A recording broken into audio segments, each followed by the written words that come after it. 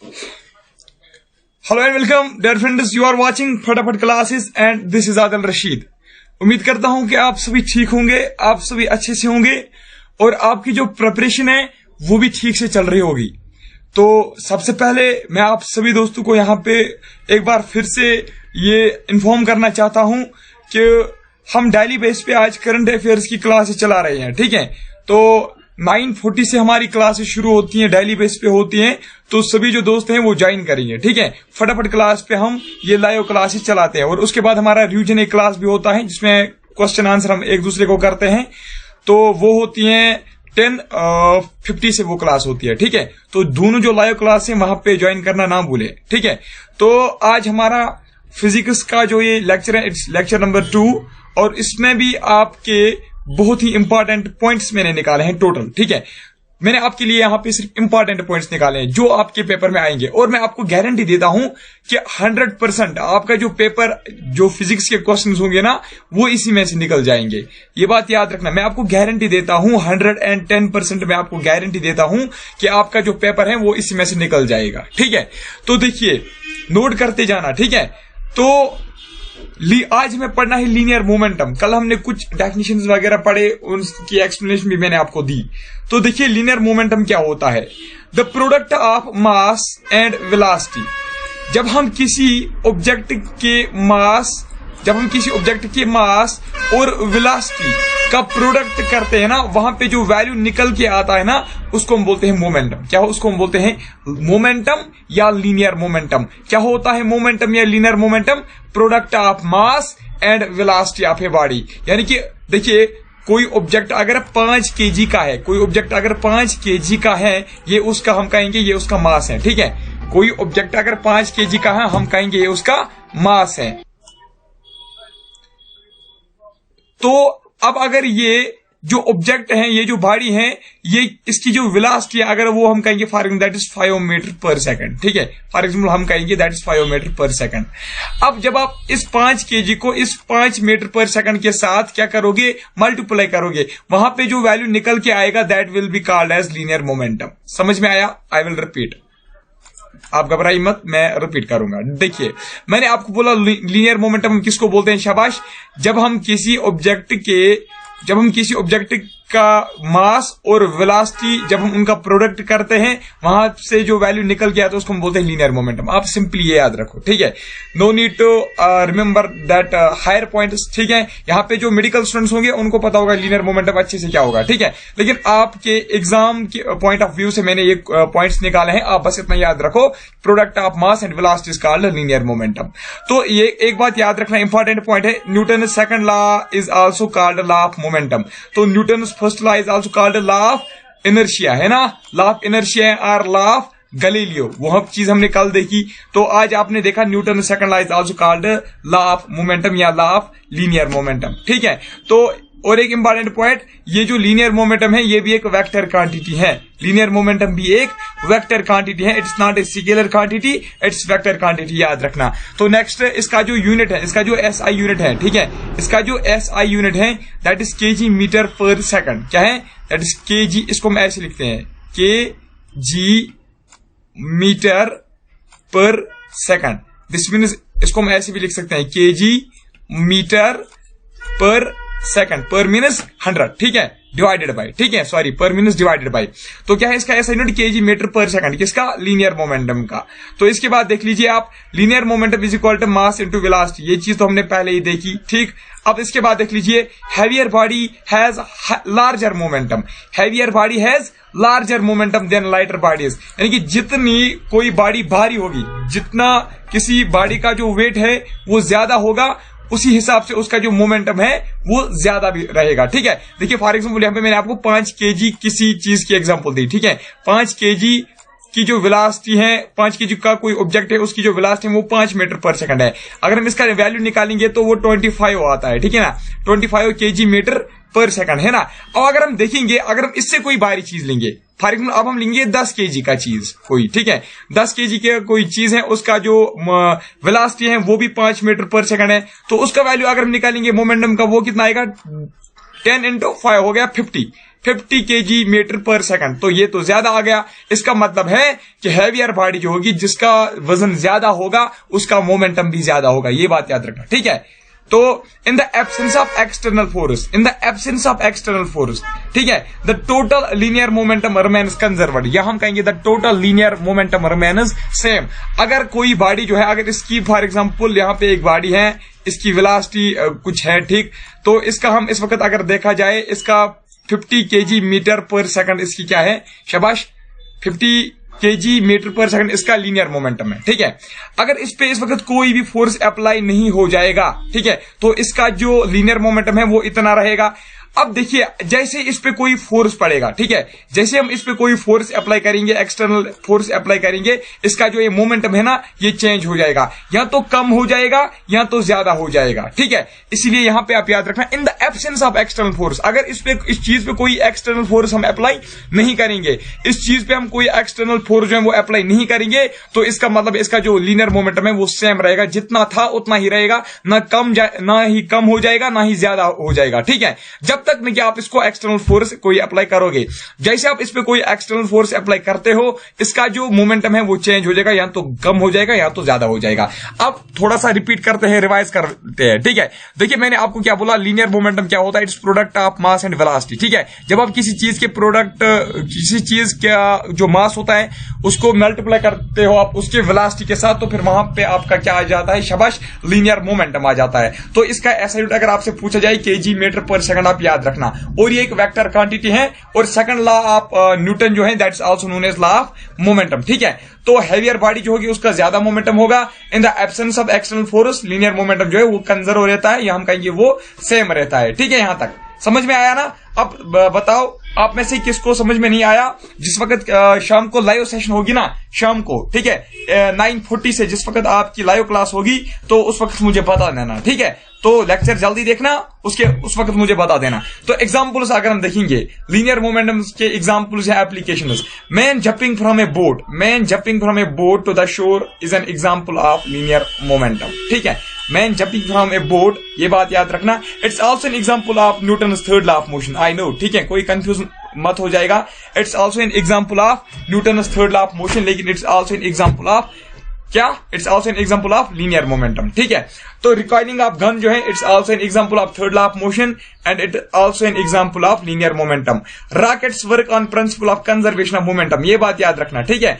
Rockets most important है, मैंने आपके मॉक टेस्ट में भी ये क्वेश्चन शायद डाला था। रॉकेट्स जो होती है ना, they work on the principal of conservation of momentum, energy, या कोई और ऑप्शंस भी आपके क्वेश्चन में होंगे। तो आपका जो करेक्ट ऑप्शन है वो क्या है, कंजर्वेशन ऑफ मोमेंटम, याद रखना, ठीक है। It's not conservation of energy, it's the conservation of momentum. Rockets जो होते हैं वो किस प्रिंसिपल पे होते हैं, शाबाश, on the conservation of momentum. तो और एक बात याद रखना, the total momentum of bodies before and after collision remain same, ठीक है। जब दो बॉडीज आपस में टकराती है ना, उनका जो मोमेंटम होता है ना वो सेम रहता है, ठीक है। बिफोर कोलिजन और आफ्टर कोलिजन जो है ना, मोमेंटम सेम रहता है, ये बात याद रखना। तो इम्पल्स, तो आपसे ऐसे क्वेश्चन पूछा जाएगा, total momentum of bodies before and after collision remain same, increases, decreases, none of the above. आपको याद रखना है इट रिमेन सेम, ठीक है। ये मैं आपको सीधे मतलब ऑब्जेक्टिव्स जो है ना, ऑब्जेक्टिव्स पढ़ा रहा हूं, ठीक है। ऑब्जेक्टिव्स को मैं आपको सिंप्लीफाई करके देता हूं, और ये बात याद रखना, इसी में से आपका क्वेश्चन जो है वो निकल जाएंगे, ये बात याद रखना। तो इसके बाद है इम्पल्स। इम्पल्स क्या होता है? When a large force acts on a body, ठीक है, when a large force acts on a body for a very short period of time, then product of force and time is called impulse. जब मानो यहाँ पे कोई क्या है, कोई बॉडी है, ठीक है, ठीक है, कोई छोटी सी बॉडी है, अगर इस पे कोई बड़ा फोर्स अप्लाई होता है, ठीक है, कोई बड़ा फोर्स इस पे अप्लाई हो जाती है, ठीक है, उस वक्त जो क्या होगा, ये जो फोर्स होगा, कितना फोर्स इस पे पड़ा और कितने टाइम तक इसके ऊपर ये पड़ी, तो वो आपका क्या कहलाएगा, उसका प्रोडक्ट आपको क्या कहलाएगा, इम्पल्स। रिपीट करता हूं, मुझे पता है आपको ये समझ में अभी समझ में नहीं आया होगा, देखिए फिर से समझाता हूं। सिंपल कंसेप्ट है, बहुत ही इजी है, ठीक है। आप लेकिन यहां पे ध्यान रखो, थोड़ा सा ध्यान दीजिए, आपको समझ में आ जाएगा। देखो मैं क्या बोल रहा हूं, मानो देखिए, when a large force acts on a body, कोई लार्ज फोर्स आ रही है, ठीक है, वो किस पे अप्लाई हो रही है? बॉडी पे हो रही है। कितने टाइम के लिए अप्लाई हो रही है? Very short period of time के लिए, ठीक है। कोई फोर्स एक्ट हो रहा है किसी बॉडी के ऊपर, ठीक है, यहां पे कोई बॉडी है और यहां से कोई फोर्स आ रहा है, ठीक है, इस बॉडी पे वो अप्लाई हो रही है, यानी कि इस बॉडी पे ये फोर्स लग रही है। कितने टाइम के लिए? Very short period of time, यानी कि स्मॉल टी के बराबर हम लेंगे, ठीक है, यानी कि very short period of time के लिए ये फोर्स इस बॉडी पे लगती है। तो अब आपसे पूछा जाएगा इंपल्स क्या होगा इसका? इंपल्स आप कैसे निकालोगे? शाबाश, इंपल्स आप कैसे निकालोगे? आप देखोगे ये जो फोर्स है ये कितना फोर्स था, ठीक है, फोर्स का कोई वैल्यू होगा, या तो 5 न्यूटन होगा, या तो 10 न्यूटन होगा, या तो 1,00,000 न्यूटन होगा, ठीक है। मान लीजिए आपका जो फोर्स इस पे लगा है वो 10 न्यूटन का लगा है, ठीक है। अब दूसरी चीज आपको देखनी है कितने टाइम के लिए लगा तो बहुत कम टाइम के लिए, लेकिन ये देखना है आपको कितने सेकंड्स के लिए लगा। फॉर एग्जाम्पल ये लगा 5 सेकंड के लिए, तो आप इसको मल्टीप्लाई करोगे 5 से, ठीक है, 10 पंचे 50, तो इसका मतलब है 50 जो है 50 इसका क्या है इंपल्स, ठीक है, 50 इसका क्या है? इंपल्स है। हम कहेंगे 50 kg मीटर पर सेकंड इसका इंपल्स है। देखिए एग्जांपल उसके जब आप देखोगे ना आपको पूरा ये क्लियर हो जाएगा। एग्जांपल उसको साथ में देख लीजिए। देखिए इंपल्स का मतलब क्या होता है? चेंज इन मोमेंटम, ठीक है, change in momentum is also called impulse. ये चीज भी याद रखना, ठीक है। जब मोमेंटम में आपको चेंज दिखेगी उसको भी हम इंपल्स बोलते हैं, और इंपल्स जो है it's equal to force into time, ठीक है। इसलिए याद रखना इट्स ए वेक्टर क्वांटिटी। और दूसरी बात न्यूटन सेकंड या केजी मीटर पर सेकंड इसका क्या है? शाबाश, ऐसा यूनिट। ये बात याद रखना, ठीक है। न्यूटन सेकंड या केजी मीटर पर सेकंड इसका क्या है? ऐसा यूनिट। ये जो दोनों है ना, ये दोनों इसका क्या है? ऐसा यूनिट। ये बात याद रखना। देखिए आप examples, cricketer moves his hands backwards while catching a ball. जिस वक्त वो कैच पकड़ लेता है, कोई क्रिकेटर जिस वक्त कैच पकड़ लेता है ना, तो वो बॉल जब उसके हाथों में गिरती है ना, वो गेंद जब उसके हाथों में गिरती है उस क्रिकेटर को लग जाती है, ठीक है, उसको इंजरीज होने का खतरा होता है। इसलिए वो क्या करता है, आप देखना ज्यादा मैं ये मतलब किसके ऊपर, मैं धोनी के ऊपर ये गौर कर रहा था। वो क्या करता है, जब भी वो अपनी गेंद पकड़ता है ना, जब भी उसके दस्तानों में, जब भी उसके ग्लोव्स में वो गेंद जाती है ना, ठीक है, तो वो अपने जो हाथ है ना वो पीछे ले जाता है। अब देखना क्यों वो पीछे क्यों ले जाता है। देखिए वो जो अपने हाथ है ना, कोई भी क्रिकेटर वो अपने हाथ पीछे क्यों ले जाता है? वो इसलिए ले जाता है, देखिए, क्योंकि उसके हाथ पे फोर्स लगती है, ठीक है, ठीक है। लार्ज ये फोर्स जो है ये बहुत बड़ी फोर्स होती है, लेकिन कम टाइम के लिए लगती है। इसका मतलब यहां पे इंजरीज होने का खतरा होता है। इंजरीज से बचने के लिए वो बॉलर जो है वो अपना हाथ जो है वो पीछे ले जाता है, ठीक है, ये बात याद रखना। तो दूसरी बात, person jumping on concrete floor receives more injuries. जब कोई पर्सन छलांग मारता है, सुसाइड करता है, मानो सुसाइड जिस वक्त कोई करता है, या कोई गिर जाता है दूसरी या तीसरी स्टोरी से, जब वो नीचे किसी फ्लोर पे गिरता है, ठीक है, किसी फ्लोर पे गिरता है, ठीक, उस वक्त उसको इंजरीज होती है, ठीक है ना। इंजरीज कैसी होती है? क्योंकि उसके ऊपर, उसके टांगों के नीचे जो है ना फोर्स जो है वो फोर्स अप्लाई होती है। उसी फोर्स की वजह से उसकी बोन्स भी क्या होती है? ब्रेक हो जाती है, ठीक है। तो नेक्स्ट देख लीजिए, बोगीज ऑफ ट्रेन, या हम सिंपल में कहेंगे सीट्स ऑफ ट्रेन या बेड्स ऑफ ट्रेन, ठीक है। वो जो बोगीज होती है ट्रेन में, ठीक है, ट्रेन में जो बोगीज होती हैं they are provided with buffers, ठीक है, वहां पे मतलब मानो प्रोटेक्शन दी जाती है टू अवॉइड सीवियर जर्कस। झटके जब लगते हैं ना, वो जो झटके लगते हैं, उन झटकों से निमटने के लिए जो ट्रेन में बोगीज होती है ना, उनको क्या लगाया जाता है? शाबाश, बफर्स, ठीक है, यानी कि हम कहेंगे शॉक एब्जॉर्बर्स उसमें लगाए जाते हैं, ठीक है। किस लिए? ताकि इंपल्स से बच जाए। इंपल्स क्या होता है? शाबाश, ये एक भारी फोर्स होता है, लेकिन जो कम टाइम के लिए किसी बॉडी पे लग जाती है। समझ में आ रहा है ना? अगर किसी को समझ में नहीं आ रहे हैं वो मुझे बताएगा, वो मुझे शाम के वक्त पे मुझे बताएगा लाइव क्लास में, ठीक है, उसका कंफ्यूजन वगैरह मैं दूर कर सकता हूं। बाकी आपको क्या करना है, सिर्फ पीडीएफ रिवाइज करनी है। Cars and bus are also provided with shockers, ठीक है। कार्स और बसेस में क्यों शॉकर्स लगाए जाते हैं? टायर के नीचे शॉकर्स होते हैं ना, वो क्यों होते हैं? टायर के नीचे जो शॉकर्स होते हैं वो बसेस में और कार्स में क्यों होते हैं? ताकि ये जो जर्कस हैं, जर्कस से निमटने के लिए, इंपल्स से निमटने के लिए ये शॉकर्स लगाए जाते हैं, ठीक है। तो देखिए आपको क्वेश्चन कैसे पूछा जा सकता है, देखिए आपको क्वेश्चन कैसे पूछा जा सकता है, आपको ये कहा जाएगा cars and buses are provided shockers to prevent from impulse, momentum, friction, नीचे आपके ऑप्शंस होंगे। आपका करेक्ट ऑप्शन क्या रहेगा? शाबाश, इम्पल्स। या cricketer moves his hands backwards while catching a ball to protect himself from, impulse, friction वगैरह option होंगे। आपका करेक्ट ऑप्शन होना चाहिए इम्पल्स। ठीक है, तो नेक्स्ट क्वेश्चन, एक बात याद रखना, 110% मैं आपको गारंटी देता हूं कि आपका पेपर इसी से निकल जाएगा। ये बात याद रखना, ठीक है, गारंटी मैं आपको देता हूं, गारंटी 110%। तो फ्रिक्शन, अब दूसरी बात फ्रिक्शन जी, ये फ्रिक्शन क्या होती है भाई? फ्रिक्शन देखो क्या होती है, the force which opposes the relative motion between two bodies in contact is called friction. The force which opposes the relative motion between two bodies in contact is called a friction। मान लीजिए यहां पे एक surface है, ठीक है, और यहां से इसके ऊपर कोई चीज चल रही है, मानो कोई गेंद ही चल रही है, ठीक है, कोई बाल हमने छोड़ दी, वो आप क्या हो रही है, स्लाइड हो रही है, वो मूव कर रही है इसके ऊपर, ठीक है। ये मानो अर्थ की सरफेस है, कोई और सरफेस है, टेबल की सरफेस है, इस पे हमने कोई बाल रखी, वो बाल जो है वो मूव होने लगी, ठीक है। तो अब क्या होता है, जिस वक्त ये बाल मूव होती है ना इस सरफेस के ऊपर, तो उस वक्त यहां पे एक फोर्स अप्लाई होती है, किसके ऊपर? शाबाश, इस गेंद के ऊपर। वो इस गेंद को रोकना चाहती हैं, क्या करना चाहती हैं? रोकना चाहती हैं, अपोज करना चाहती हैं, उसी फोर्स को हम बोलते हैं फोर्स ऑफ फ्रिक्शन। ये बात याद रखना। फिर से समझा देता हूं, कोई बात नहीं, 2 बार 3 बार समझाऊंगा, अगर आपको समझ में नहीं आएगा तो 3 बार भी, मैं 4 बार क्या 20 बार मैं आपको समझा लूंगा। देखिए, the force which opposes the relative motion, देखिए यहां पे ये जो गेंद है ये इसके ऊपर चल रही थी, यानी कि ये मोशन में थी। अब कोई ऐसी फोर्स आ रही है जो इस मोशन को रोकना चाहती है, वो जो फोर्स है उसको हम बोलते हैं फ्रिक्शनल फोर्स। अब मैं आपको एग्जांपल दूंगा। देखिए, जब आप मानो आपका फ्लोर है, ठीक है, टाइल का फ्लोर है, कोई भारी चीज है, ठीक है, कोई भारी चीज है, मानो टेबल को आप धक्का मार रहे हो, ठीक है, किसके ऊपर? शाबाश, टाइल्स पे कोई मतलब आपका फ्लोर जो है उस पे टाइल्स लगी हुई हैं और आप अब टेबल को धक्का मार रहे हो। क्या मार रहे हो? धक्का। तो आप जब टेबल को धक्का मार रहे हो ना, वो जो टेबल है ना वो हिलता नहीं है, ठीक है। जितना ज्यादा भारी होगा वो टेबल, ठीक है, उतना आपको दिक्कत होगी उसको मतलब हिलाने में, उतना उसकी पोजीशन चेंज करने में आपको दिक्कत आएगी। क्यों?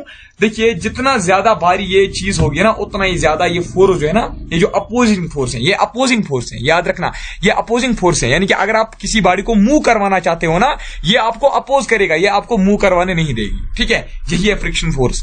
आप अगर किसी चीज को धक्का मार रहे हो, ठीक है, वो चीज हिलती नहीं है, अगर हिलेगी भी बहुत स्लाइटली वो हिल रही है, ठीक है, थोड़ा सा वो हिल रही है वो चीज, ठीक है। क्यों थोड़ा सा हिल रही है? क्योंकि अगर ये फ्रिक्शनल फोर्स नहीं होती ना, तो आप इजीली बड़े से बड़े चीजों को भी धक्का मार के फेंक देते, ठीक है। हो गया यहां तक। अब देखिए, अब हम देखेंगे फ्रिक्शन के टाइप्स, अब हम देखेंगे, ठीक है। अब देख लीजिए टाइप्स ऑफ फ्रिक्शन। फ्रिक्शन के बहुत सारे टाइप्स हैं, याद रखना फ्रिक्शन क्या होता है। देखिए, जब कोई चीज मोशन में होती है, ठीक है, जब कोई चीज मोशन में होती है तो उसके खिलाफ एक फोर्स जो है वो अप्लाई होती है, उसको हम क्या बोलते हैं? Frictional force. फ्रिक्शनल फोर्स आपको कहीं भी यूनिवर्स में मिलेगी, ठीक है। ये जो फ्रिक्शनल फोर्स है ना, ये यूनिवर्स में हर जगह पे एप्लीकेबल है, ठीक है। तो नेक्स्ट देख लीजिए टाइप्स ऑफ फ्रिक्शन। पहला है स्टैटिक फ्रिक्शन। ये स्टैटिक फ्रिक्शन क्या होता है? The opposite force. Static friction भी फोर्स ही है, अपोजिंग फोर्स ही है।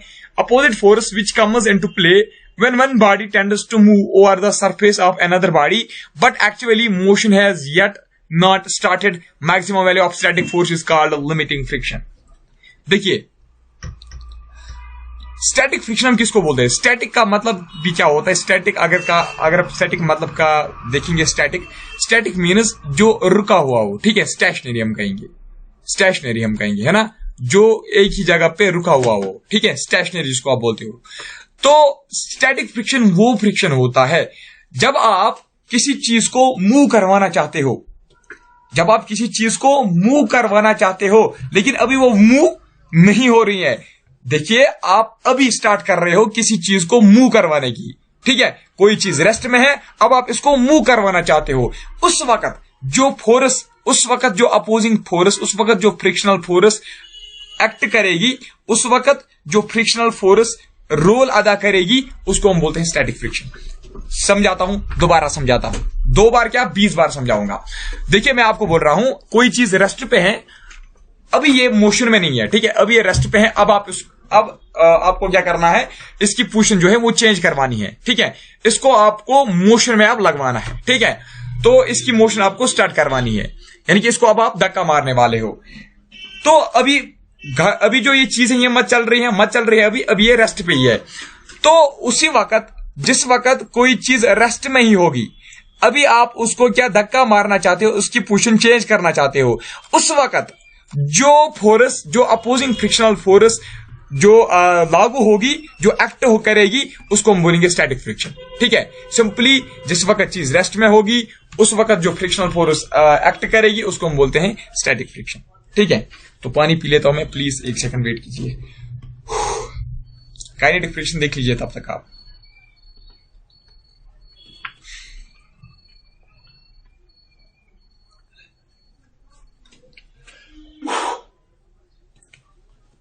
थक जाते हैं यार।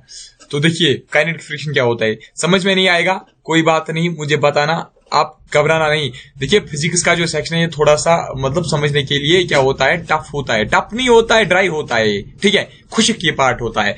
लेकिन आपको ये मतलब मैंने आपको इतना सिंप्लीफाई करके दिया है, आपको कोई एक्सक्यूज ही मतलब मैंने नहीं छोड़ा है। ठीक है, आपका कोई एक्सक्यूज देने की अब कोई जरूरत नहीं है, क्योंकि मुझे पता है ये जो है ना, ये मैंने बहुत ही सिंप्लीफाई करके रखी है। आपको बस ये पीडीएफ जो है ये याद करनी है। तो काइनेटिक फ्रिक्शन देख लीजिए। The friction which comes into play when a body slides over the surface of other body is called kinetic friction। अब क्या हो रहा है यहाँ पे, जो अभी मैंने आपको एग्जांपल दी, यहाँ पे एक सरफेस है, इस पे जो गेन है या कोई चीज है वो मोशन में है। क्या है, वो मोशन में है। तो अभी वो ये वाली जो है स्टैटिक में रेस्ट में ही थी। तो अब यहाँ पे आप देख लीजिए, यहाँ पे 1 सेकंड प्लीज। तो यहाँ पे अभी आपने देखा यहाँ पे क्या था, वो चीज जो है वो रेस्ट में ही थी और अपोजिंग फोर्स एक्ट करने लगी। यहाँ पे इस वक्त मोशन में चीज है, तो इस वक्त यहाँ पे जो फोर्स एक्ट करेगी ना, अपोजिंग फोर्स, फ्रिक्शनल फोर्स, तो उसको हम बोलेंगे काइनेटिक फ्रिक्शन। समझ में आया? यहाँ पे आपने याद रखा, जो चीज रेस्ट में ही थी, जो उस वक्त फ्रिक्शनल फोर्स अपोज कर रही थी, उसको हमने बोला स्टैटिक फ्रिक्शन। इस वक्त जो कोई चीज है वो मोशन में थी, मोशन के दौरान जो यहाँ पे अपोजिंग फोर्स एक्ट होने लगी, उसको हमने बोला काइनेटिक फ्रिक्शन। ठीक है, समझ में आ रहा है ना?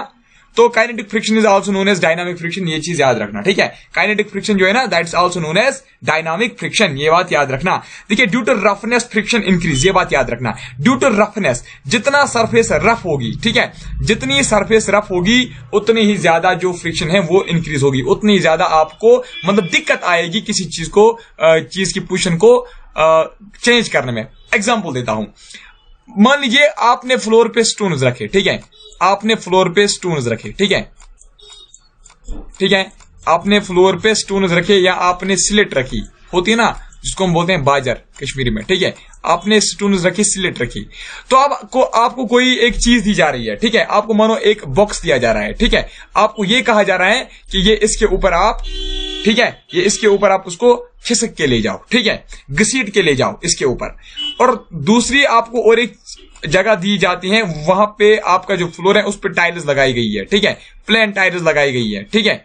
तो अब आपको दूसरा बॉक्स दिया जा रहा है, आपको ये कहा जा रहा है कि ये बॉक्स जो है अब आप इसको मूव करवाओ, ठीक है, इसको आप यहां से यहां तक ले जाओ। और यहां पे आपको एक बॉक्स दिया जा रहा है, आपको बोला जा रहा है आप इसको यहां से ले जाओ यहां तक। अब आप बताइए, शाबाश, अब आप बताइए मुझे सबसे ज्यादा इजी कौन सा होगा। सभी बच्चे जो हैं, सभी जो फ्रेंड्स हैं, सभी जो दोस्त हैं, वो मुझे कमेंट्स में बताएंगे आपको कौन सी बॉक्स जो है, कौन सी जगह पे आप, किस जगह पे आप इजीली इस बॉक्स को मूव करवा सकते हो। देखिए ये तो कॉमन सेंस है, इस पे तो जल्दी मूव हो जाएगी क्योंकि ये प्लेन सरफेस है। जितनी सरफेस प्लेन होगी, जितनी सरफेस स्मूथ होगी, उतना ही ज्यादा फ्रिक्शनल फोर्स जो है ना वो कम होती है, ठीक है। जितना सरफेस रफ होगा, यहाँ पे तो रफ सरफेस है ना, यहाँ पे तो स्टोन्स हैं, ये तो इजीली चलेगी नहीं, ये तो बॉक्स जो है इसकी जो पोजीशन है वो तो चेंज होगी नहीं इजीली। तो इसलिए आपको याद रखना, जितना ज्यादा सरफेस रफ होगी ना, उतना ही ज्यादा क्या होगी, उतना ही ज्यादा आपको ये बॉक्स मूव करवाने में ज्यादा दिक्कत आएगी, ठीक है। तो यहाँ पे मैंने लिखा था ये इंपॉर्टेंट पॉइंट, इसको आप नोट करके रखना, ठीक है। आपको कभी कभार इस तरीके से कंसेप्चुअल क्वेश्चंस पूछे जाते हैं। ड्यू टू रफनेस फ्रिक्शन जो है वो इंक्रीज होती है, जितनी ज्यादा सरफेस स्मूथ होगी उतनी ज्यादा जो फ्रिक्शन है, जो अपोजिंग फोर्स है वो कम होगी। जब फ्रिक्शनल फोर्स क्या है, एक अपोजिंग फोर्स है, जब अपोजिंग फोर्स कम होगी आप इजीली किसी भी चीज को मूव करवा सकते हो, ठीक है। तो यहां पे आप रोलिंग फ्रिक्शन किसको हम बोलते हैं? स्टैटिक आपने क्या याद रखा, रेस्ट पे जो ठीक है, अप्लाई होती है, जो फोर्स रेस्ट के दौरान अप्लाई होती है। काइनेटिक में आपने क्या याद रखा, जिस वक्त कोई चीज मोशन में होगी उस वक्त जो अपोजिंग फोर्स एक्ट करेगी उसको हम बोलेंगे काइनेटिक फ्रिक्शन, या उसको हम बोलते हैं डायनेमिक फ्रिक्शन भी। अब देखिए रोलिंग फ्रिक्शन क्या होता है। Rolling friction, the kind of friction we acts when a body rolls over the surface of other bodies. देखिए यहां पे क्या होता है, रोलिंग फ्रिक्शन कब होती है, जब एक जो बॉडी है या 2-3 बॉडीज है, यहाँ पे 1 या 2-3 बॉडीज है, ठीक है। तो यहां पे क्या इस वक्त हो रहा है, अगर दूसरी कोई बॉडी जो है वो स्लाइड हो रही है एक दूसरे के ऊपर, ठीक है। ये बॉडी जो है ये इसके ऊपर स्लाइड हो रही है, ये इसके ऊपर स्लाइड हो रही है, ठीक है, और इसके ऊपर कोई और स्लाइड हो रही है, यहां पे कोई और स्लाइड हो रही है इसके ऊपर, ठीक है। मानो यहां पे बहुत सारे इस तरीके से आपको समझ में आएगा। मैं किसी रूम में मानो मैंने बाल्स रखी, ठीक है, इस तरीके से मैंने बाल्स रखी, ठीक, इस तरीके से, ठीक है। बहुत मैंने यहां पे मतलब एक पायल खड़ा किया मैंने, ठीक, यहां पे बहुत सारे बाल्स हैं, मानो 100 बाल्स हैं यहां पे, ठीक है। तो जब इन बाल्स को मैं मूव करवाऊंगा, है ना, इन बाल्स को जब मैं मूव करवाऊंगा, जब मैं उनको मोशन में लगाऊंगा, तो इन बाल्स में क्या होगा, ठीक है, ये स्टेशनरी तो मत रहेंगे। यहां पे क्या हो जाएगा, ये जो बाल्स है ना ये एक दूसरे के ऊपर स्लाइड होंगे, ठीक है, ये एक दूसरे के ऊपर रोल हो जाएंगे। उस वक्त यहां पे जो फ्रिक्शनल फोर्स एक्ट करेगी ना during the rolling of this balls, उसको बोलेंगे रोलिंग फ्रिक्शन। अगर आपने देखा होगा वो जो होती है ना बॉल बेयरिंग्स आपने देखी हुई है, बॉल बेयरिंग्स, ठीक है, बॉल बेयरिंग्स टायर्स में होती है। बॉल बेयरिंग्स कहां पे होती हैं, टायर्स जो है ना, गाड़ी के जो टायर्स होते हैं ना उसमें होते हैं बॉल बेयरिंग्स। उन बॉल बेयरिंग्स में भी क्या होता है, कौन सा फोर्स होता है, frictional force.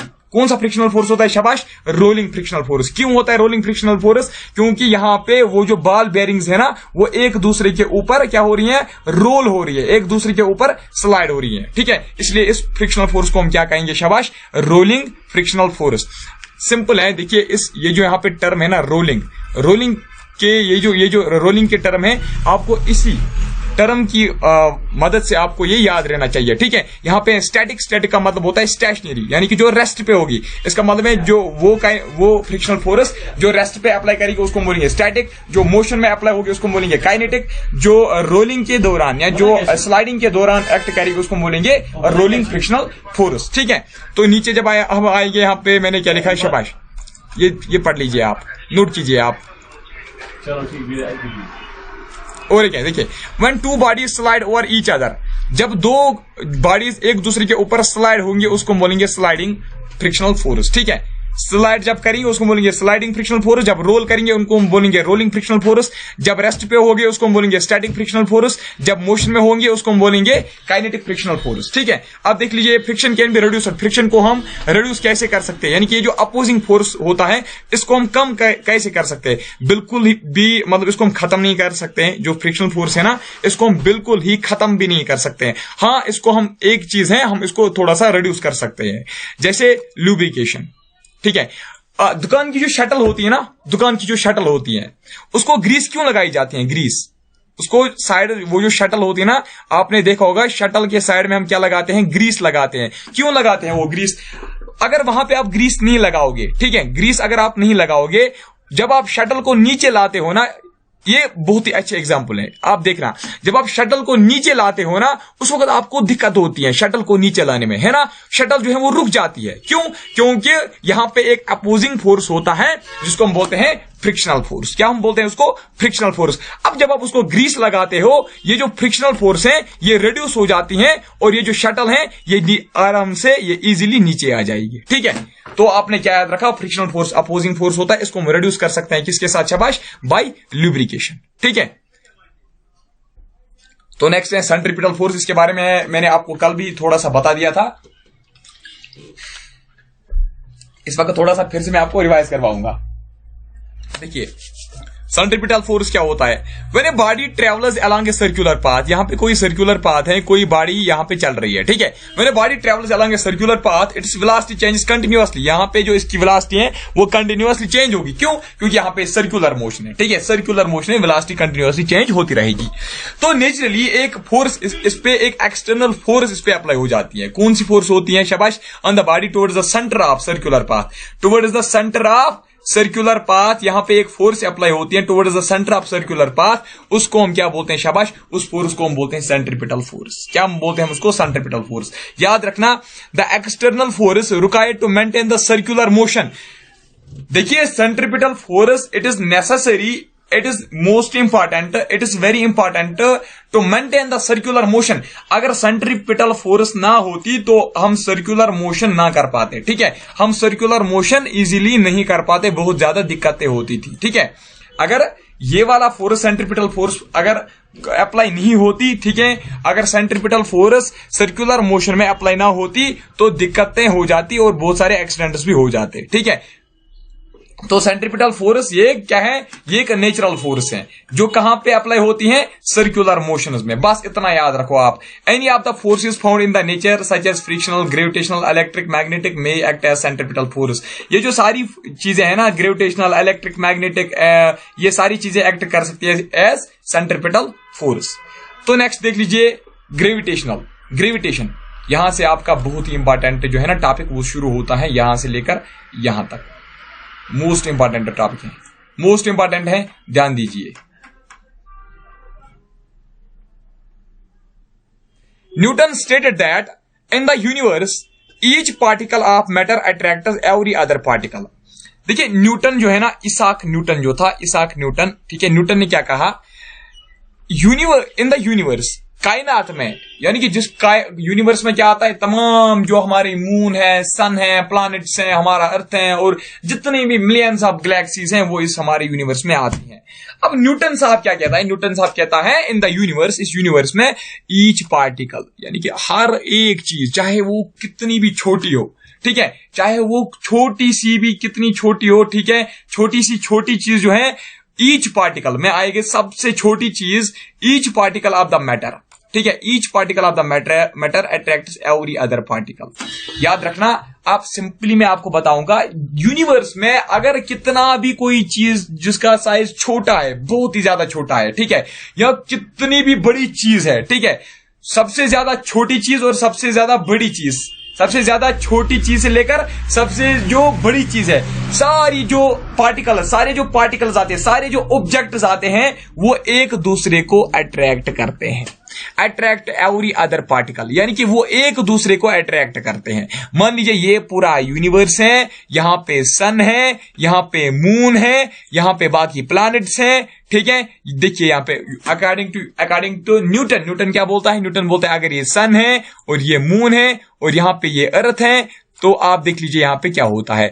According to Newton सन जो है वो अर्थ को अट्रैक्ट करती है, ठीक है, और अर्थ जो है वो सन को अट्रैक्ट करती है, और यहां से अर्थ जो है वो मून को अट्रैक्ट करती है, और यहां से जो मून है वो सन को अट्रैक्ट करती है, और यहां से जो सन है वो मून को अट्रैक्ट करती है, और सन जो है वो स्टार्स को अट्रैक्ट करती है, और स्टार जो है वो अर्थ को अट्रैक्ट करती है। यानी कि everything, every particle in the universe attracts every other particle. याद रखना, ठीक है, every particle in the universe attracts every other particle, या हम कहेंगे each object on the universe attracts every other object। ये बात याद रखना, ठीक है। ये कौन बोल रहा है, न्यूटन।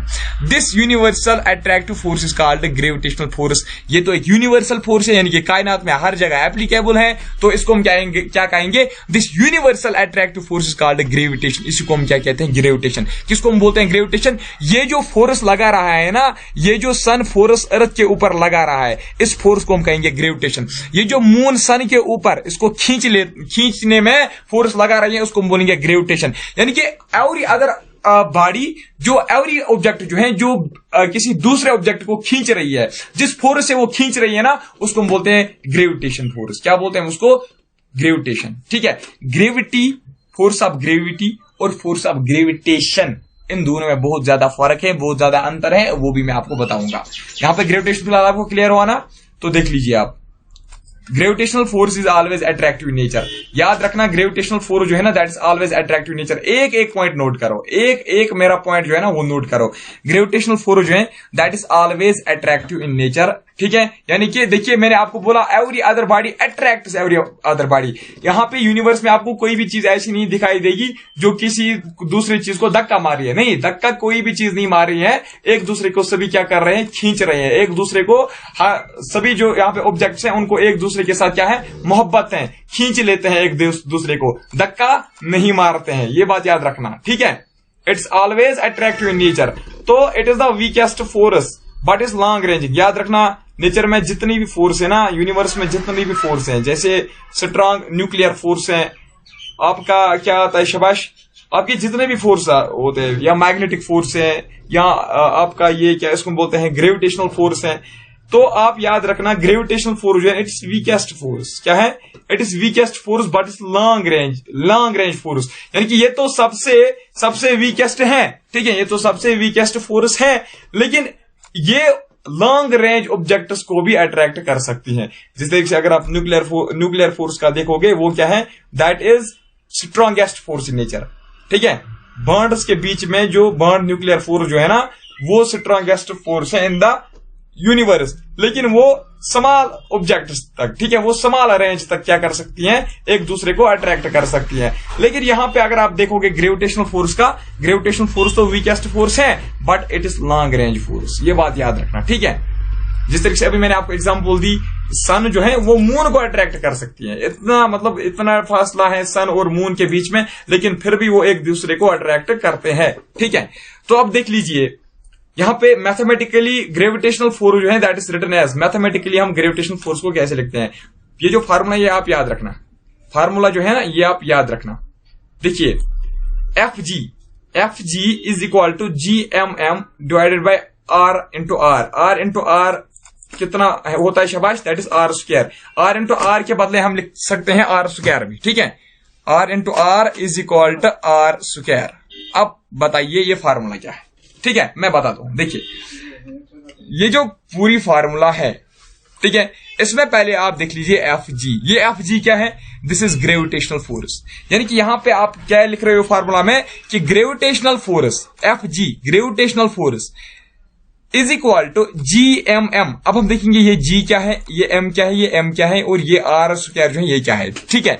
तो यहां पे जो आप G दिखाई दे रहे हैं ना आपको, G मीन्स ग्रेविटेशनल कांस्टेंट है, यानी कि इसका वैल्यू जो है वो फिक्स्ड रहता है। वो साइंटिस्ट ने फिक्स किया है, वो न्यूटन ने फिक्स करके रखा है, G का वैल्यू आप इतना रखना, ठीक है। तो इसके बाद है M, जो आपका कैपिटल M है, कैपिटल M मानो it is mass of first body, ठीक है, मानो it is mass of S that is sun. और दूसरा जो M है ना, यहाँ पे स्मॉल m है, सॉरी ये यहाँ पे स्मॉल m है, ठीक है। दूसरा जो M है it is mass of another body, हम लेंगे ये मून का, ठीक है, ठीक है। M is mass of first body that is sun, और M is mass of another body that is, ठीक है, दैट इज मून। तो this is called Newton's universal law of gravitation. इसको हम क्या बोलते हैं, Newton's universal law of gravitation. ये जो पूरा लॉ है ना, इसको हम बोलते हैं Newton's universal law of gravitation. अब देख लीजिए, ध्यान रखिए यहां पे, फिर आपको कोई नहीं समझाएगा। इस वक्त जो समझ जाओगे बस वही आप समझना कि हमें समझ में आ गया, ठीक है। देखिए मैं आपको यहां पे एग्जांपल लिख दूंगा, आप समझ गए ना। ये वाला जो M है, एक M इसमें से क्या है, मास of first object, mass of another object दूसरा M है, यानी कि जो आपस में एक दूसरे को खींचने वाले हैं। हम देंगे एक एग्जांपल, देखिए यहां पे हम मानेंगे सन जो है वो किसको खींचने वाला है, मून को खींचने वाला है, ठीक है। तो अब अगर आपसे आपको निकालना होगा, क्या निकालना होगा कि ये जो सन है ये किस फोर्स से इस मून को खींच रही है, ठीक है। आपको वैल्यू निकालना है। ये जो फार्मूला है ना, ये इसलिए दी जाती है, ठीक है। ये फार्मूला इसलिए है ताकि आप डिराइव कर सकते हो, आप निकाल सकते हो। क्या आप क्या निकाल सकते हो, शाबाश, कि कितना किस फोर्स से सन या कोई और ऑब्जेक्ट जो है वो एक दूसरे को अट्रैक्ट कर सकते हैं। वो थक गए यार। तो चलिए मैं आपको एग्जांपल के तौर पे समझाता हूं, ठीक है। यहां पे सन है, हम लेंगे इसका मास जो है वो 5 kg है, ठीक है, 5 kg इसका मास है। तो दूसरी तरफ यहां है M स्मॉल m जो है, ठीक है, ये हम लेंगे इसका 10 kg इसका मास है, ठीक है, हो गया ये। तो अब आपको क्या बताना है, और दूसरी चीज आपको यहां पे याद रखनी होती है, सन और मून के बीच में जो डिस्टेंस है हम मानेंगे वो 1 किलोमीटर है या 2 किलोमीटर है, ठीक है, 2 किलोमीटर है, ठीक। अब देख लीजिए, ये जो ये 5 मैंने यहां पे लिखा ना, दिस इज कैपिटल M। ये जो मैंने यहां पे 10 kg लिखे है ना, दिस इज स्मॉल m। और ये जो यहां पे मैंने 2 किलोमीटर लिखे ना, दिस इज R। यहां पे जो आपको R दिखाई दे रहा है ना, R, this R is distance. ये चीज आप याद रखना, हो गया। तो अब देख लीजिए, अब हम निकालेंगे इसका वैल्यू, यानी कि सन जो है वो मून को किस फोर्स से खींच लेगी। हम ये फॉर्मूला लगाएंगे, F G is equal to, G का value 6.67 into 10 raise to power -11 newton metre square पर केजी होता है। ठीक है, 6.67 इंटू 10 रेज़ टू पावर ये वाला होता है। ठीक है, 6.67 इंटू 10 रेज़ टू पावर -11 ये हम ऐसे लिखते हैं, 10 रेज़ टू पावर -11 हम ऐसे ही लिखते हैं। ठीक है, 6.67 इंटू 10 रेज़ टू पावर -11 ऐसे आप लिख लीजिए। ठीक है, ठीक है, यहां तक समझ में आ रहा है ना। अब आपको क्या निकालना है, शाबाश, फोर्स निकालना है। आप कैसे निकालोगे, देखिए, आप लिखोगे ये जो फार्मूला इसमें आप वैल्यू डालोगे। ठीक है, F G equal to, G का वैल्यू 6.67 आपने लिखा और फिर इनटू करोगे, कैपिटल एम का वैल्यू कितना है 5, स्मॉल एम के बदले आप क्या लिखोगे 10। ठीक है, तो डिवाइडेड बाय आप क्या लिखोगे आर स्क्वायर मीनस 2 का स्क्वायर कितना होता है 4। अब जो यहां पे वैल्यू निकल के आएगी ना, उसका मतलब है उस फोर्स से सन जो है वो मून को खींच लेती है। आ गया समझ में। आर मुझे आपको समझाना था, आर पता क्या है, आर है distance between the two objects. ये जरूरी नहीं है कि सन एंड मून ही होगी। ठीक है, अगर यहाँ पे कोई और स्टार होता है, सन और स्टार के बीच में हमें निकालना, हमें वहां पे भी लिखना था कि आर का वैल्यू कितना है, वो भी हमें लिखना था। ठीक है, आर पता है, आर मानो ये डिस्टेंस है, याद रखना, distance between the two objects. तो इसका जो वैल्यू है जी का, that is 6.67 × 10⁻11 newton metre square पर केजी स्क्वायर। ये बात याद रखना। ठीक है, नोट करके रखो इसको। थोड़ा सा रेस्ट करते हैं, 1 सेकंड।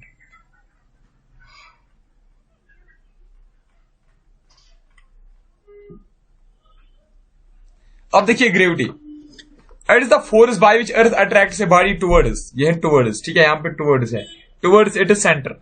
वहां पे आपने ग्रेविटेशन क्या देखा, ग्रेविटेशन में हमने ये देखा कि वो एक ऐसा फोर्स होता है जो दो ऑब्जेक्ट्स के बीच में होता है, जो किसी भी ऑब्जेक्ट के बीच में होता है, जो किसी भी पार्टिकल के बीच में होता है। यूनिवर्स में जितने भी पार्टिकल्स हैं उनके बीच में जो फोर्स होते हैं उसको हम बोलते हैं ग्रेविटेशनल फोर्स। अब यहां पे फोर्स ऑफ ग्रेविटी है, या ग्रेविटी फोर्स आपको बताना क्या है। It is the force by which earth attracts a body towards its centre. यहां पे अगर अर्थ है, जो भी चीज आप ऊपर लगाते हो, जिस फोर्स से अर्थ इसको नीचे लाती है ना, उसको हम बोलते हैं ग्रेविटी। ठीक है, और दूसरी एग्जांपल यहां पे और एक है कि यहां पे दो ऑब्जेक्ट्स हैं, ये जो दो ऑब्जेक्ट्स आपस में एक दूसरे को खींच लेते हैं, तो उसको हम क्या बोलेंगे, शाबाश, उसको हम बोलेंगे इट इज ग्रेविटेशन फोर्स। लेकिन यहां पे जो अर्थ जिस फोर्स से किसी ऑब्जेक्ट को नीचे ला रहे हैं, उसको हम क्या बोलेंगे, इट्स फोर्स ऑफ ग्रेविटी। ये बात याद रखना। ठीक है, अब देख लीजिए, यहां पे एक इंपॉर्टेंट पॉइंट है, इसको नोट करना। यहां पे मैंने शायद नोट्स में नहीं लिखा होगा, तो आपको ये याद रखना है। ठीक है, देखिए पॉइंट क्या है यहां पे, आप जो ग्रेविटी है ना, ग्रेविटी, हम फोर्स ऑफ ग्रेविटी जो है ना, फोर्स ऑफ ग्रेविटी को हम ग्रेविटेशनल फोर्स कह सकते हैं। फोर्स ऑफ ग्रेविटी को हम ग्रेविटेशनल फोर्स कह सकते हैं। आप नोट कीजिए, मैं आपको एक लाइन बता देता हूं। ठीक है, ये मुझे अचानक इस वक्त जहन में आया। आप नोट कीजिए, रफ पे आप लिख लीजिए, किसी बॉक्स में लिख लीजिए। वी कैन कॉल या we can say that force of gravity, we can say that, या we can call that force of gravity is gravitational force. We can say that force of gravity is gravitational force, but gravitational force cannot be force of gravity. But gravitational force cannot be force of gravity. देख लीजिए इसका मतलब क्या है, यहां पे देख लीजिए आप।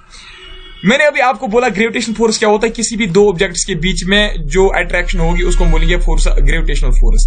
यहां पे अगर अर्थ है, किसी चीज को हम ऊपर लगा रहे हैं ना, किसी चीज को हम ऊपर लगा रहे हैं, अब अर्थ और इसके बीच में अट्रैक्शन हो रही है, अर्थ और इसके बीच में जो अट्रैक्शन हो रही है ना, ठीक है, ये भी तो दो ऑब्जेक्ट्स के बीच में अट्रैक्शन हो रही है, तो हम इसको भी क्या बोल सकते हैं, ग्रेविटेशनल फोर्स, है ना, बता सकते हैं ना। क्यों? क्योंकि ग्रेविटेशन फोर्स ऐसा कोई भी फोर्स है जो यूनिवर्स में दो ऑब्जेक्ट्स के बीच में होता है। यहां पे भी अर्थ और इसके बीच में होता है, उसको हम क्या बोलेंगे, शाबाश, इसको भी हम ग्रेविटेशन फोर्स कह सकते हैं। लेकिन इसको हम एक अलग नाम भी देते हैं। अलग नाम इसका क्या है, वो फोर्स जिससे अर्थ हर किसी चीज को, वो फोर्स जिससे अर्थ हर किसी चीज को अपनी ओर खींच लेता है, उसका अलग से एक नाम है फोर्स ऑफ ग्रेविटी। लेकिन अगर हम बाकी चीजों, यूनिवर्स के तमाम चीजों से इसको कंपेयर करेंगे तो इसका नाम हम क्या दे सकते हैं? Force of gravitation, gravitation force, याद रखना, ठीक है। तो नेक्स्ट देख लीजिए, शाबाश, बहुत ही इंपॉर्टेंट, कसम से इतने इंपॉर्टेंट पॉइंट्स हैं, इतने इंपॉर्टेंट पॉइंट्स हैं। मुझे मतलब मैं आईएएस के लिए पढ़ता हूं ना, इसके अलावा मैं और कुछ पढ़ता ही नहीं हूं, ठीक है। तो पढ़ता हूं लेकिन मतलब वो हायर लेवल का है, वो तो आप छोड़ दीजिए, लेकिन इसका जो है ना एसएसबी के लिए ये काफी है, ठीक है। इस साल मैं खुद भी एसएसबी में ट्राई कर लूंगा, ठीक है। देखूंगा मैं वहां पे किस लेवल का पेपर आता है। वैसे तो मैंने पेपर्स बहुत देखे हैं लेकिन खुद अभी प्रिपेयर नहीं हुआ हूं।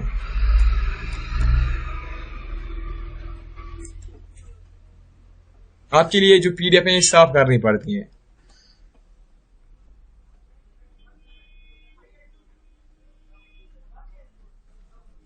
यहां पे देख लीजिए आप, the force by which earth attracts a body towards its centre is called gravity. आपने देखा तो एक्सेलरेशन ड्यू टू ग्रेविटी क्या होती है? Acceleration due to gravity, acceleration due to gravity is the rate of increase of velocity of a body falling freely towards the earth. मान लीजिए आप helicopter में चढ़ गए, हेलीकॉप्टर से आपने नीचे कोई क्या डाली, गेंद डाली, कोई बाल डाली या कोई ऑब्जेक्ट डाले आपने हेलीकॉप्टर से नीचे, ठीक है। तो हेलीकॉप्टर से लेकर, हेलीकॉप्टर जहां से आपने इस चीज को छोड़ दिया, हेलीकॉप्टर से लेकर यहां इस अर्थ के सरफेस तक पहुंचने में, ठीक है, उसको तो टाइम लगेगा, ठीक। और इसके दौरान ये जो डिस्टेंस, इतने डिस्टेंस हैं, इसके दौरान जब ये फ्रीली फॉल होगी, ठीक है, जब ये क्या होगी, जब ये फॉल होगी, जब ये गिर जाएगी बीच रास्ते में, ठीक है, इस रास्ते में इसका जो एक्सेलरेशन है ना वो इंक्रीज हो जाता है। क्या होता है?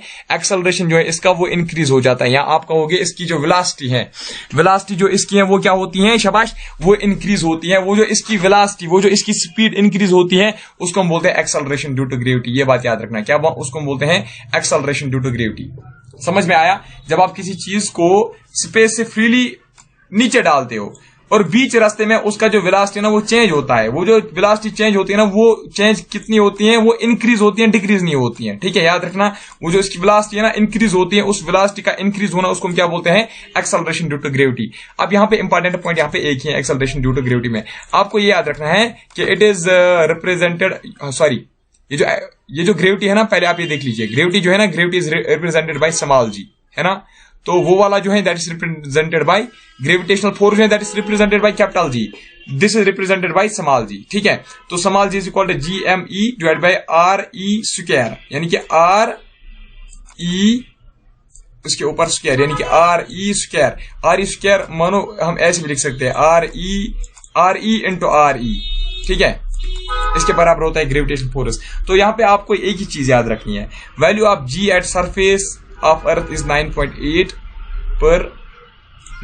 मीटर पर सेकंड स्क्वायर, ठीक है। मैं बहुत थक गया, एक सेकंड पानी पीता हूं। ये मैंने आपके मॉक टेस्ट में भी डाला था, है ना। The earth is surrounded by an atmosphere of gas due to gravity. Value of G at surface of earth कितना है? शाबाश, वैल्यू ऑफ G जो ग्रेविटी का वैल्यू है ना, ग्रेविटी का जो वैल्यू है, वैल्यू ऑफ G, यहां आप कहोगे एक्सेलरेशन ड्यू टू ग्रेविटी भी आप कह सकते हो, ठीक है। एक्सेलरेशन ड्यू टू ग्रेविटी का जो वैल्यू है ना, एक्सेलरेशन ड्यू टू ग्रेविटी का जो वैल्यू है अर्थ के सरफेस पे वो कितना है?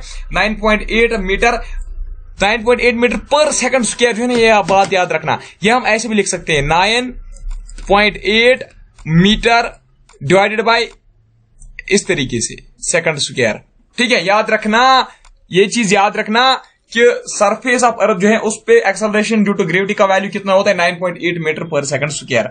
तो अब दूसरी बात, अगर आपसे कोई ये पूछेगा हमारे अर्थ में जो एटमॉस्फेयर है वो किस वजह से हमारे एटमॉस्फेयर में क्या है? स्टेशनरी रहा है, ठीक है। वो जो एटमॉस्फेयर है वो नीचे क्यों नहीं आ रही है, ठीक है, देख लीजिए। The earth is surrounded by an atmosphere of gases due to gravity, ये बात याद रखना, ठीक है। That is also surrounded by atmosphere due to gravity, ठीक है। तो value of G, acceleration due to gravity है ना, जहां हम कहेंगे gravitational force, acceleration due to gravity. मान लीजिए जो अर्थ हर एक चीज को नीचे ला रही है ना, उसका वैल्यू कम होता है, ठीक है। उसका वैल्यू कम होता है कहां पे, मून पे, ठीक है, चांद पे उसका वैल्यू कम होता है, यानी कि चांद पे ग्रेविटेशनल फोर्स कम होता है। जल्दी नोट करो, चांद पे जो है ना, on moon gravitational force is less than that of earth. On moon gravitational force is less than that of earth. याद रखा ना, चांद पे ग्रेविटेशनल फोर्स कम है, यानी कि चांद पे क्या आपने देखा होगा, चांद पे जब कोई जंप करता है ना, वो इजीली नीचे नहीं आता है। आपने देखा होगा जब चांद पे कोई ऐसे जंप करता है ना, वो ऊपर ही जाता है, नीचे, ठीक है, नीचे आसानी से वो नहीं आता है। क्यों? देखिए वहां पे हमारे अर्थ का जो वो यहाँ पे ये मून है और यहाँ पे अर्थ है, अर्थ जो है वो इसको खींच लेती है नीचे, वो उसको नीचे खींच लेती है, लेकिन इसका जो फोर्स है ना वो धीरे धीरे कम होता जाता है, ठीक है। जितना आप अर्थ के जितना आप चीज को अर्थ के नजदीक लाओगे उतना ही उसको ज्यादा खींचेगी। यहां ले जाओगे इससे कम खींचेगी, यहां ले जाओगे इससे कम खींचोगी, इससे कम खींचेगी, यहां ले जाओगे इससे कम खींचेगी। तो यहां जब ले जाओगे मून पे तो बहुत ही कम खींचेगी, ठीक है, ये बात याद रखना। तो अगर आपसे अब ये पूछा जाएगा कि वैल्यू ऑफ जी, ठीक है, वैल्यू ऑफ ग्रेविटी या value of force of gravity on moon is, ठीक है, वो आप याद रखना 1/6 दैट ऑफ अर्थ। यानी कि अगर यहाँ पे आपको ये, अगर आपको ये 60 न्यूटन, अगर यहाँ पे अर्थ किसी चीज को 60 न्यूटन से नीचे खींच लेती है, ठीक है, ऑन द सरफेस ऑफ अर्थ, अगर अर्थ किसी चीज को 60 न्यूटन फोर्स से नीचे खींच लेती है, अगर यही चीज हम मून पे ऊपर लगाएंगे, ठीक है, तो वहां पे जो अर्थ है ना, ये इसको 6 ही न्यूटन से नीचे खींचेगी, ठीक है, वो इसको शाबाश 60 डिवाइड बाई 6 सॉरी 10 न्यूटन से खींचेगी, ठीक है, ठीक है, यानी कि 6 गुना जितना ग्रेविटी का वैल्यू मून पे है ना, उससे 6 गुना जमीन पे ज्यादा है, ठीक है। जितना मून पे ग्रेविटी का वैल्यू है ना, उससे 6 गुना कहां पे है, हमारी जमीन पे। या आप ऐसे कह सकते हो, जितना हमारे मून पे, जितना हमारे लैंड पे ग्रेविटी है ना, उससे 6 गुना कम है कहां पे, अर्थ पे। ये बात याद रखना। When we go above the surface of earth, ये बात याद रखना है, अभी जो मैंने आपको समझाया, when we go above the surface of earth, the acceleration due to gravity goes on decreasing। जितना आप ऊपर जाओगे acceleration due to gravity जो है वो डिक्रीज हो जाएगी।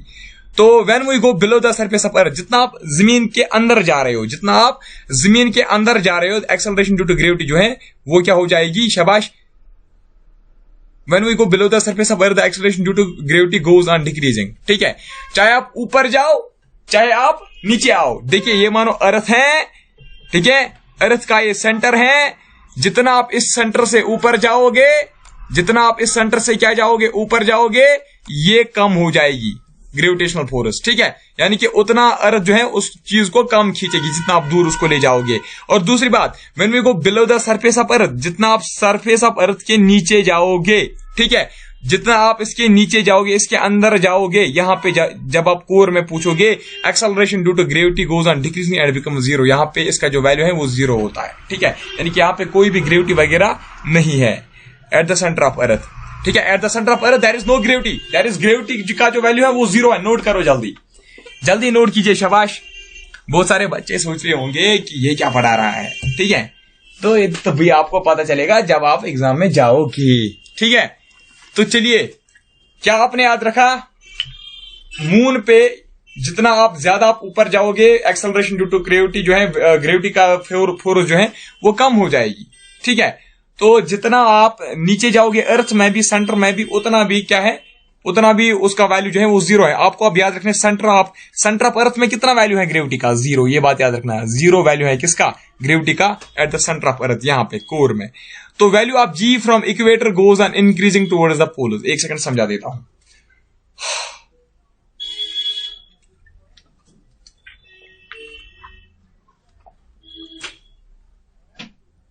देखो मैं क्या बता रहा हूं, ये मानो यहां पे अर्थ है, ठीक है ना, अर्थ है, और यहां पे इक्वेटर है, यहां पे नॉर्थ पोल है, यहां पे इसका साउथ पोल है, ठीक है, this is north pole and this is south pole. ध्यान रखना, value of G from equator goes on increasing towards the poles. जितना आप इक्वेटर से यहां जाओगे पोल्स पे, जितना आप इक्वेटर से नॉर्थ पोल पे जाओगे, ठीक है, इक्वेटर से जितना आप आगे जाओगे ना, उतना जो वैल्यू है जी का वो इंक्रीज हो जाएगा, ठीक है, उतना वैल्यू ऑफ जी इंक्रीज हो जाएगा।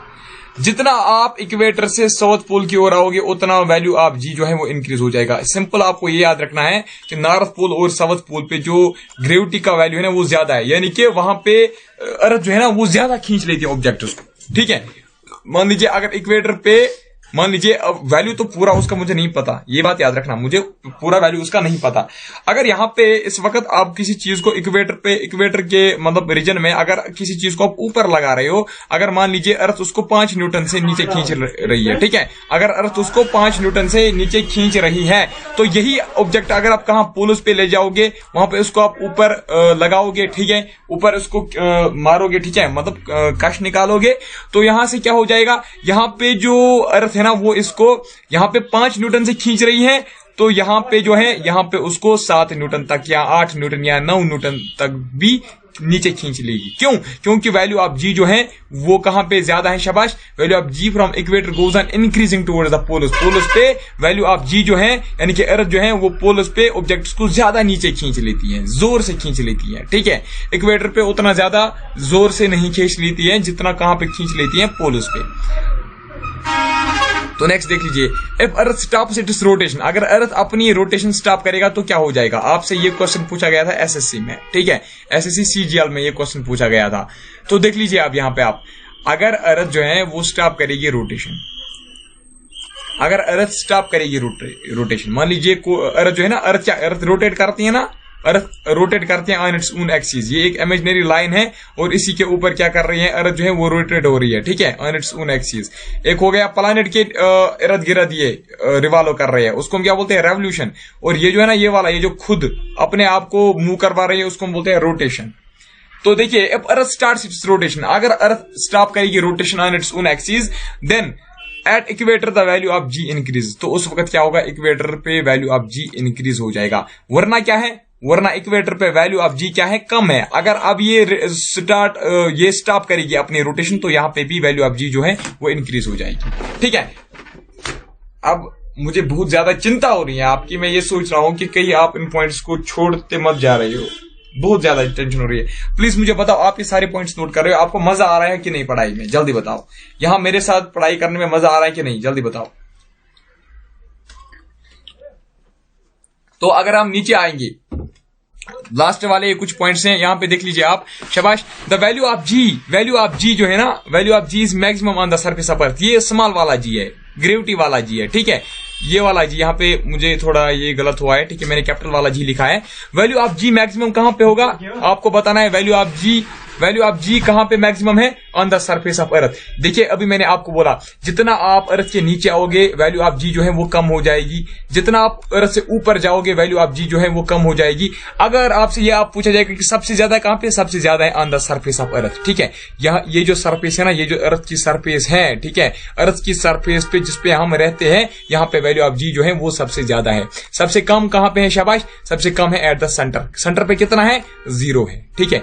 सबसे, अगर आपसे ये पूछा जाएगा कि सबसे कम मून पे है या सबसे कम जो वैल्यू है जी का वो मून पे सबसे कम है या सेंटर में है, सेंटर में है, क्यों, सेंटर में 0 है, ठीक है, सेंटर में बहुत कम है, सरफेस ऑफ अर्थ पे बहुत ज्यादा है, जी का वैल्यू मैक्सिमम है, ठीक है। तो नेक्स्ट देख लीजिए, सेंटर ऑफ ग्रेविटी क्या होता है। सेंटर ऑफ ग्रेविटी आप देख लीजिए, सेंटर ऑफ ग्रेविटी, तो देख लीजिए, centre of gravity is that point at which the whole weight of the body appears to act, ठीक है। देखिए, वेट जो है ना, वेट और मास में बहुत ज्यादा फर्क है। अगर हम कॉमन लैंग्वेज में देखेंगे, लेमैन्स लैंग्वेज में अगर हम देखेंगे, यानी कि ऑर्डिनरीली अगर हम देखेंगे, इंग्लिश लिटरल मीनिंग अगर हम देखेंगे इंग्लिश में, तो वेट हम बोलते हैं वजन को, ठीक है। कोई चीज कितना ज्यादा भारी है हम कहेंगे उसका उतना ज्यादा वेट है। तो लेकिन फिजिक्स में वो चीज नहीं चलती है। फिजिस्ट जो है ना, फिजिक्स जानने वाले, medical students, non medical students वाले जो है ना, ये अपनी लैंग्वेज इस्तेमाल करते हैं। ये पता है वेट किसको बोलते हैं, अर्थ जो है वो कितना जोर लगाएगी, ठीक है, वो कितना जोर लगाएगी किसी चीज को नीचे लाने में, अपनी ओर लाने में, उसको हम बोलते हैं वेट, ठीक है। अर्थ जो है वो जो फोर्स लगा रही है ना किसी चीज को नीचे लाने में, ठीक है, उसको ये वेट बोल रही है। कितना फोर्स लगाएगी उसको वेट बोल रही है, ठीक है। तो देख लीजिए आप, it is that point at which whole weight of the body appears to act. Centre of gravity अब क्या है, it is it is that point at which the whole weight of body appears to act, यानी कि ये मानो यहां पे कोई ऑब्जेक्ट है, इसको ये जो है ना क्या इसको बोलते हैं अर्थ नीचे ला रही है, तो सेंटर ऑफ ग्रेविटी हम किसको बोलेंगे? सेंटर ऑफ ग्रेविटी वो पॉइंट है इस ऑब्जेक्ट का, वो पॉइंट जिस पे अर्थ ज्यादा जोर लगा रही है इसको नीचे लाने में। समझ आ रहा है ना आप? वेट मानो आप फोर्स, वेट क्या है? वेट फोर्स है। क्या है वेट? फोर्स। सिंपल याद रखो, वेट जो है ना एक फोर्स है, ठीक है, जिससे अर्थ अपने बाकी ऑब्जेक्ट्स को नीचे खींच रही है, ठीक है। तो देख लीजिए अब सेंटर ऑफ ग्रेविटी क्या है? सेंटर ऑफ ग्रेविटी वो चीज है, वो सेंटर ऑफ ग्रेविटी वो पॉइंट है ऑब्जेक्ट का जिस पॉइंट पे ये फोर्स अप्लाई हो रहा है, ठीक है। ये बात याद रखना, उसको हम क्या बोलते हैं? शाबाश, सेंटर ऑफ ग्रेविटी। तो it can be inside the material, ये मानो एक कोई बॉल थी, हमने ऊपर लगाई, अब अर्थ जो है अर्थ इसको नीचे खींचने वाली है, ठीक है। तो अब सेंटर ऑफ ग्रेविटी इसका कहां हो सकता है? इनसाइड द मटेरियल और आउटसाइड द मटेरियल। ये जो अर्थ है ना, ये इसको यहां से भी खींच ले सकती है, यहां पे अर्थ जो है ना वो अपना फोर्स जो है ना यहां इस पे लगा सकती है, अर्थ जो है वो इसको अपना फोर्स यहां पे भी लगा सकती है, यहां पे भी लगा सकती है, ठीक है, कहीं पे भी लगा सकती है। जहां पे फोर्स लगाएगी उसको हम बोलेंगे it is centre of gravity, ठीक है। तो for regularly shaped center of gravity lies at its geometrical center. Regularly shaped means circle, आपका स्क्वायर, आपका रेक्टेंगल, ठीक है। ये सारी चीजें जो है ना ये हो गई रेगुलरली शेप्ड। रेगुलरली शेप्ड चीज जब आप ऊपर लगाओगे ना, इनका जो सेंटर है ना वो कहां पे आएगा? शाबाश, जियोमेट्रिकल सेंटर में। अगर आप सर्कल मतलब कोई सर्कल वाली चीज ऊपर लगाओगे ना, उसमें सेंटर ऑफ ग्रेविटी कहां पे आपको देखने को मिलेगी? सेंटर में। यहां पे भी आपको सेंटर में, यहां पे भी सेंटर में, ठीक है। तो इसके बाद है मास। अब देख लीजिए, अभी मैं आपको बताता हूं मास क्या होता है, ठीक है, जिसको हम बोलते हैं वजन, ठीक है, भारी, कौन चीज कितनी भारी है उसी को मास बोलते हैं। देखिए, quantity of matter contained in a body, किसी चीज में कितना मैटर है, किसी चीज में कितने ज्यादा पार्टिकल्स हैं, हम कहेंगे ये उतना ज्यादा भारी है, हम कहेंगे इसका उतना ज्यादा मास है, ठीक है। तो मास में हम क्या देखते हैं? Quantity of matter. यहां हम देखेंगे कि कितने पार्टिकल्स, कितने ज्यादा पार्टिकल्स का ये बना हुआ है, उन पार्टिकल्स का वजन कितना है, उसको हम क्या बोलते हैं? मास। तो देख लिये, मास एक स्केलर क्वांटिटी है, याद रखना। मास जो है ना, मास एक स्केलर क्वांटिटी है, ये बात याद रखना। इसका जो S unit that is kilogram, ठीक है। Mass is measured in kilogram, ठीक है। तो mass remains constant, it does not change from place to place. Mass जो है ना, मास चेंज नहीं होती है, याद रखना। Mass remains constant, it does not change from place to place. Mass जो है ना मैटर, यानी कि किसी चीज, कोई चीज कितने पार्टिकल्स का बना हुआ है वो तो चेंज मत होगा, चाहे आप आसमान पे जाओ, चाहे आप जमीन के नीचे जाओ, आप जितना, अगर आप मतलब 5 केजी का आपका वजन है, 5 केजी का नहीं 50 केजी का अगर आपका वजन है, अब आप मून पे गए या अब आप स्काई में गए, स्पेस में गए, वहां पे आपका ये जो मास है ना ये चेंज नहीं हो सकता है, ठीक है। मास जो है ना ये चेंज नहीं होगी, ठीक है। तो it does not change from place to place, ये बात याद रखना। तो यहां पे एक इंपॉर्टेंट पॉइंट था, दूसरा है वेट, ठीक है। वेट देख लीजिए, वेट क्या होता है? Is the force with which it is attracted towards the centre of gravity. ये ऐसा फोर्स है विद विच कोई ऑब्जेक्ट जो है is attracted towards the centre of अर्थ। अभी मैंने जो आपको बोला। और वेट जो है एक वेक्टर क्वांटिटी है, ठीक है। मास एक स्केलर क्वांटिटी है, वेट एक वेक्टर क्वांटिटी है, और इसका जो एस यूनिट है दैट इज न्यूटन, याद रखना, ठीक है। And it is measured by spring balance. ये वाली चीज जो है ना इसको हम स्प्रिंग बैलेंस से मेजर करते हैं, याद रखना। वेट जो है ना किसी चीज को अर्थ कितना जोर से खींच लेगी वो हम किस में मेजर करते हैं? किससे मेजर करते हैं? स्प्रिंग बैलेंस से, याद रखना। स्प्रिंग बैलेंस से हम वेट मेजर करते हैं।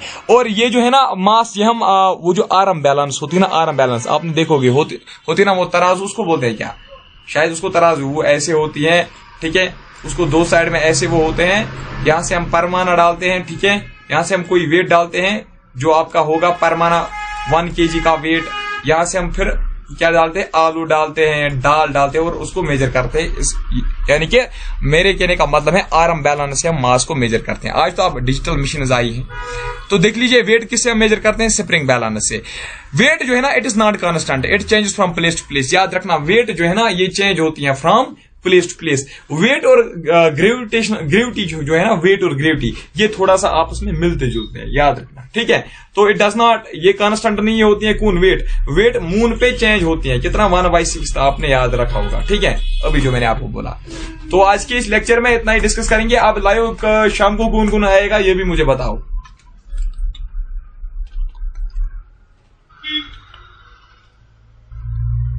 जल्दी बताओ। लाइव पढ़ने में जितना मजा है ना उतना कहीं और पे मैंने देखा ही नहीं। आपने देखा होगा, एक तो आप एंजॉयमेंट भी करते हो, यहाँ पे आप बोर हुए होंगे, मुझे पता है ना। देखिए जब आप ये लेक्चर पढ़ते हो ना, ये लेक्चर जब आप देखते हो तो थोड़ा सा जो बोरिंग है वो महसूस होती है, लेकिन लाइव में आपको हर 2, 3, 4, 5 मिनट के बाद एंटरटेन करने का आपको मौका वहां पे मिलता है। तो मैं ये सोच रहा था कि अगर डेली बेस पे अगर हम इस तरीके से लाइव कंटिन्यूअसली आएंगे ना, तो आपकी मतलब क्या राय है ये बताइए। तो चलिए आज की इस वीडियो में फिलहाल इतना ही, मिलूंगा आपसे नेक्स्ट टॉक में, तब तक के लिए बाय, टेक केयर।